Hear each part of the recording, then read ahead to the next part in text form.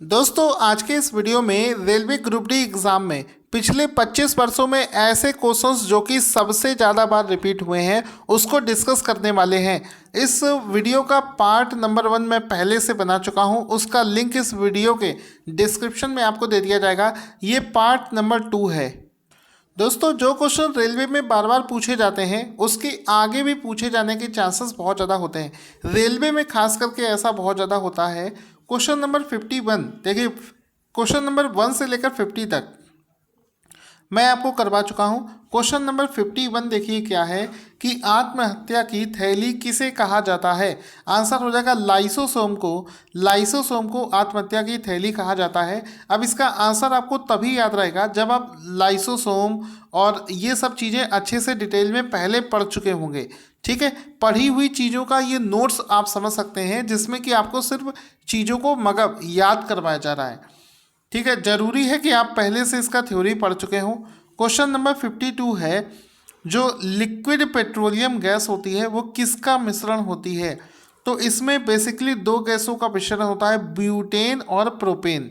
तो liquid petroleum gas जो है ये ब्यूटेन और प्रोपेन का मिक्सचर होता है।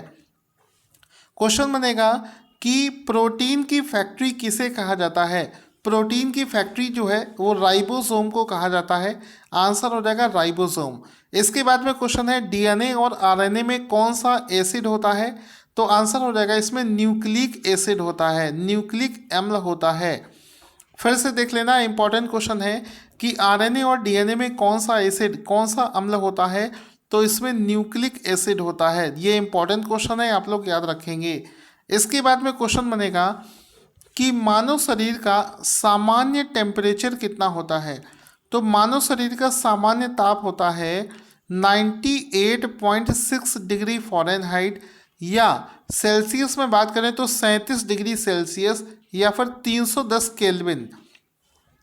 इन तीनों में से आप किसी भी चीज़ को आंसर करें, जो चीज़ मतलब एग्जाम में पूछी जा रही है। फ़ारेनहाइट के हिसाब से भी बता सकते हैं 37 डिग्री सेल्सियस या फिर 310 केल्विन। इसके बाद में क्वेश्चन आता है कि मनुष्य में मांसपेशियों की संख्या कितनी होती है। तो ह्यूमंस के अंदर में मांसपेशियों की संख्या होती है लगभग 639। उसके बाद में क्वेश्चन आता है कि मानव में जो लिंग का निर्धारण कौन करता है, मतलब इसमें कौन डिसाइड करता है कि किसी को, महिला को बेबी बॉय होगा या फिर बेबी गर्ल होगी। तो इस चीज़ का डिसीजन करता है मेल क्रोमोसोम। मेल क्रोमोसोम पर ये डिसीजन होता है, इसमें फीमेल का कोई रोल नहीं होता है। तो इस चीज़ को आप लोग लंबे समय तक याद रखेंगे। एग्ज़ाम बहुत ज़्यादा एग्ज़ाम में मतलब इस टाइप के क्वेश्चंस पूछे जाते हैं। इसके बाद में क्वेश्चन नंबर 58 बनेगा कि शरीर का सबसे कठोर तत्व कौन सा होता है। आंसर हो जाएगा शरीर का सबसे कठोर तत्व होता है इनेमल। ठीक है, तो इनेमल जो है ये हमारे बॉडी का सबसे कठोर एलिमेंट होता है। क्वेश्चन बनेगा 59, संसार का सबसे बड़ा पक्षी कौन सा है। तो संसार का सबसे बड़ा पक्षी जो है वो शुतुरमुर्ग को माना गया है। आंसर हो जाएगा। क्वेश्चन बनेगा ह्यूमन खोपड़ी में कुल कितनी अस्थियां पाई जाती हैं। तो कुल मिलाकर 8 हड्डियां होती हैं हमारे सर के खोपड़ी में। तो एग्ज़ाम में ये क्वेश्चन बार बार रिपीट होता है। क्वेश्चन बनेगा जीन के संश्लेषण से संबंधित व्यक्ति कौन है। तो आंसर हो जाएगा हरविंद सिंह खुराना। हरविंद सिंह खुराना जो है ये जीन से संबंधित व्यक्ति हैं। आंसर हो जाएगा। संसार का सबसे छोटा पुष्प कौन सा होता है। तो सबसे छोटा पुष्प जो है वो है वुल्फिया। तो आंसर हो जाएगा वुल्फिया जो है ये संसार का सबसे छोटा पुष्प होता है। क्वेश्चन नंबर 63 है, पुरुष का जीन संगठन क्या होता है। तो पुरुष का जो जीन संगठन है वो XY होता है। आपको ये जो वन लाइनर्स मैं करवा रहा हूँ इसका सबसे अच्छा फ़ायदा ऐसे बच्चों को मिलेगा जो पहले से साइंस की थ्योरी पढ़ चुके हैं, उनको इसका ज़्यादा फायदा मिलेगा। क्वेश्चन बनेगा प्रकाश संश्लेषण प्रोसेस में ऑक्सीजन किससे मिलता है। तो प्रकाश संश्लेषण प्रोसेस में जो H2O जल होता है उससे ऑक्सीजन जो है विघटित होता है। तो ये आंसर हो जाएगा जल। क्वेश्चन बनेगा प्रकाश संश्लेषण के लिए आवश्यक गैस कौन सी है। तो आंसर हो जाएगा कार्बन डाइऑक्साइड जो है इसके लिए ज़रूरी है। कार्बन डाइऑक्साइड के बिना फोटोसिंथेसिस नहीं हो सकता। क्वेश्चन बनेगा कि मधुमेह रोग किसकी कमी से होता है?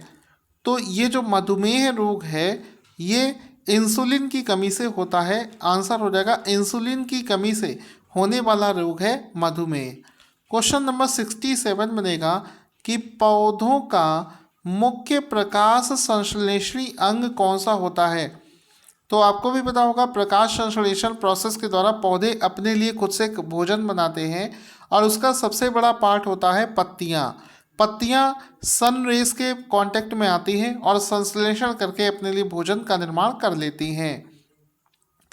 इसके बाद में क्वेश्चन आता है ब्रोंकाइटिस एक रोग है, किस चीज़ का रोग है? तो ब्रोंकाइटिस जो है ये आर्टिफिशियल हृदय, ठीक है, कृत्रिम हृदय का एक रोग है। एक लड़का अपने पिता से कौन सा क्रोमोसोम पाता है? तो आपका पता होगा 22+Y, ठीक है, Y होने से लड़का होता है। यूरिया में अधिकतम मात्रा पाई जाती है, तो आंसर यूरिया की अधिकतम मात्रा पाई जाती है मूत्र में, ठीक है, मूत्र इसका राइट आंसर हो जाएगा। पेप्सिन किस चीज़ का उदाहरण है? तो पेप्सिन क्या है? ये एक एंजाइम है। इसमें ऑप्शंस में क्या मिलेगा? विटामिन है, प्रोटीन है, फैट है, तो ये एक एंजाइम है।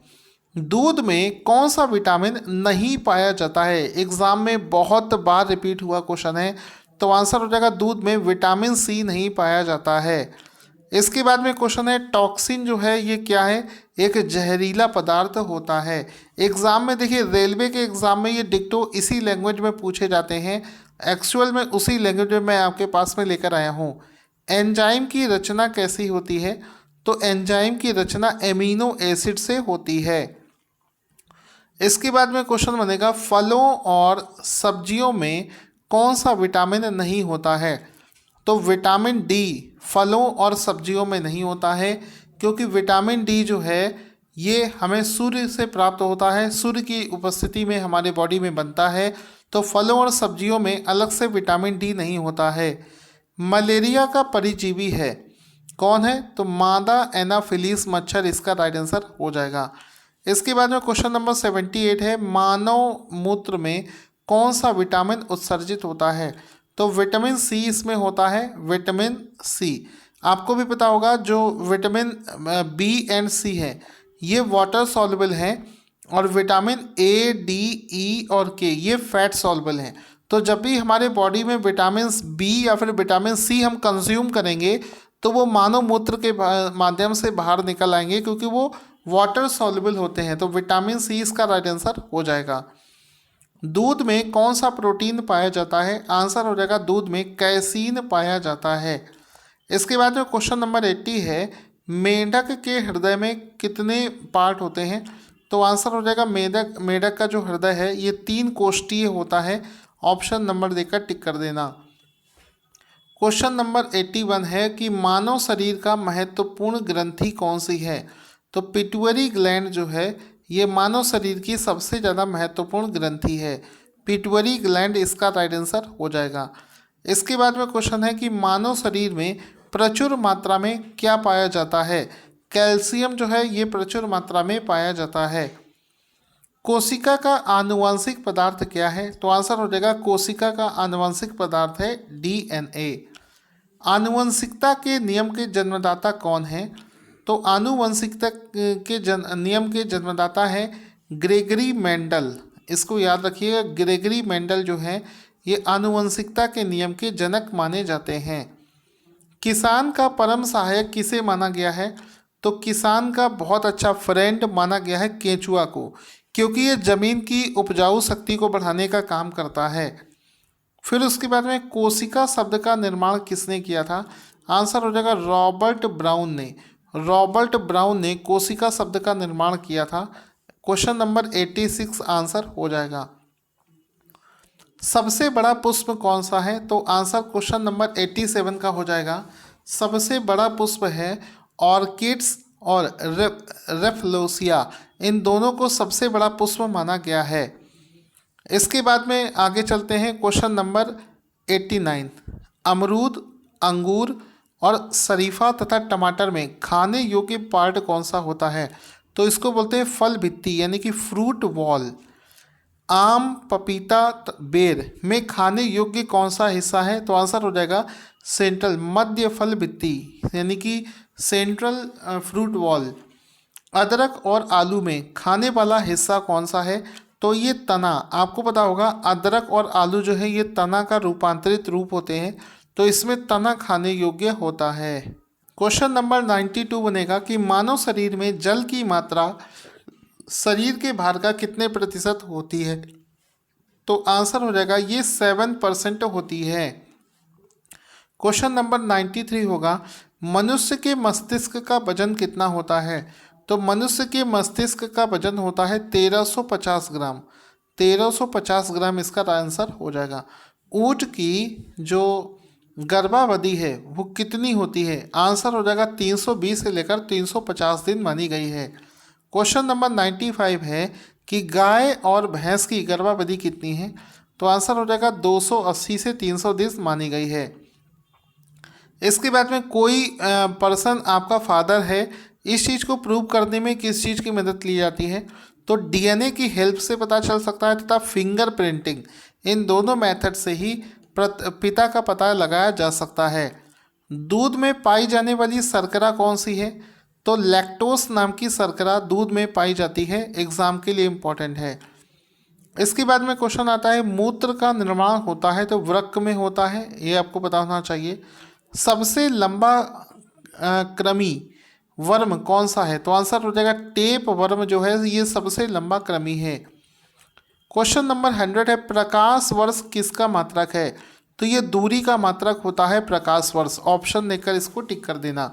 तो दोस्तों 100 क्वेश्चन हम कर चुके हैं। बचे हुए 100 क्वेश्चन, क्योंकि इस पीडीएफ में पूरे 200 क्वेश्चंस हैं, तो बचे हुए 100 क्वेश्चंस को भी अगले वीडियो में करवाया जाएगा। तब तक के लिए आप हमारा चैनल सब्सक्राइब करें। इसका पीडीएफ मैं उसी को दूंगा जो वीडियो लाइक और शेयर करेगा। लास्ट में आपको पूरा पीडीएफ फ्री में दे दिया जाएगा।